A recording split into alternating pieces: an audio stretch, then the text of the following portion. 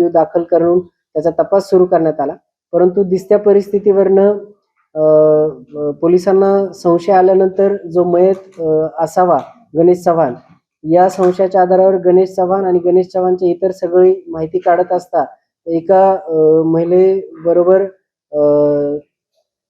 त्याचे जे काही मैत्री होती तर त्या मैत्रीच्या आधारावर त्या महिलेकडे आपण ज्यावेळेस चौकशी केली तर त्यावेळेस आपल्याला असं निष्पन्न झालं की ही घटना घडून गेल्यानंतरही त्या महिलेबरोबर त्या गणेश चव्हाणच्या जो एक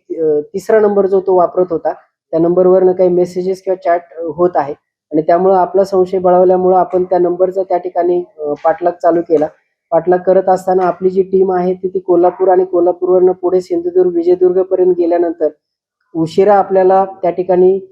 गणेश चव्हाण ही व्यक्ती त्या ठिकाणी जिवंत मिळून आली आणि त्यावरून आपली खात्री झाली की जे गाडीमध्ये जो मिळालेला सांगाडा आहे तर तो गणेश चव्हाण याचा नसून इतर कोणाचा तरी आहे. आणि त्यानंतर मग ज्यावेळेस गणेश चव्हाणला आपण चौकशीसाठी ताब्यात घेतल्यानंतर बारकाईनं आणि सखोल चौकशी केल्यानंतर गणेश चव्हाणनी या अनुषंगानं आपल्याकडे जी दिलेली कबुली आहे त्याच्या आधारावर हे निष्पन्न झालेलं आहे की गणेश चव्हाण याला त्याचं फ्लॅटचं कर्ज भागवण्यासाठी किंवा त्यांनी जो स्वतःचा 1 कोटीचा जो टर्म इन्शुरन्स काढला होता तर त्या टर्म इन्शुरन्सचे पैसे मिळवण्यासाठी त्यांनी त्याला स्वतःला मारलं, स्वतःचा त्याचा मृत्यू झाल्याचा बनाव त्या ठिकाणी करून ते पैसे मिळवण्याचा त्याचा प्रयत्न होता आणि हा बनाव करण्यासाठी त्यांनी त्या ठिकाणी तुळजापूर टी पॉइंट औसा या ठिकाणावरनं एक लिफ्ट त्याला ज्या व्यक्तीने लिफ्ट मागितली होती तर त्या गोविंद यादव नावाच्या इसमाला त्या ठिकाणी लिफ्ट देऊन त्याला त्या गाडीमध्ये घेऊन जाऊन त्याला त्या ठिकाणी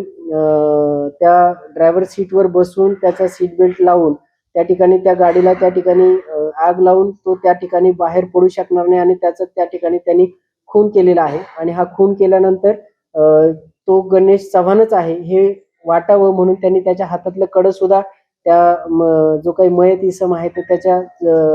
सीटवरच त्या ठिकाणी ठेवलं होतं जेणेकरून पोलिसांची दिशाभूल व्हावी आणि पोलिसांना गणेश चव्हाणचाच मृत्यू झालेला आहे, इव्हन त्याच्या कुटुंबियांना सुद्धा हेच वाटावं की गणेश चव्हाणचाच मृत्यू झालेला आहे अशा पद्धतीचा बनाव करण्याचा त्यांनी प्रयत्न केला होता. परंतु पोलिसांच्या तपासामध्ये त्याचं हे जे काही बनाव होता तो बनाव उघडकीस आणण्यामध्ये आणि त्यांनी जो काही केलेला हा गोविंद यादव नामक इसमाचा जो खून केलेला आहे तो खून उघडकीस आणण्यामध्ये औसा पोलिसांना आणि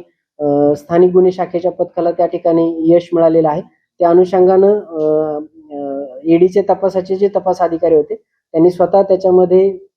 या अनुषंगानं औसा पोलीस स्टेशनला गणेश चव्हाण यांनी गोविंद यादव याचा खून केला आहे याबाबत फिर्याद दाखल केलेली असून याच्यामध्ये तपास सुरू करण्यात आलेला आहे. गणेश चव्हाणला त्या ठिकाणी ताब्यात घेण्यात आलेला आहे. आता या बनाव करण्यामध्ये किंवा हा कट करण्यामध्ये गणेश चव्हाणला इतर काही कोणी साथ दिली आहे का या अनुषंगानं तपासामध्ये पुढील ज्या काही सर्व बाबी आहेत त्या निष्पन्न होतील. त्याचबरोबर हा जो मयत इसम आहे हा गोविंद यादवच आहे या अनुषंगानं सुद्धा जो तपास आहे तो तपास सुद्धा पुढे केला जाईल आणि डीएनए सॅम्पलिंगच्या आधारे सर्व पुरावे त्या ठिकाणी प्राप्त केले जातील. सदरची जी घटना आहे किंवा गणेश चव्हाणने जो केलेला बनाव आहे तर हा बनाव लातूर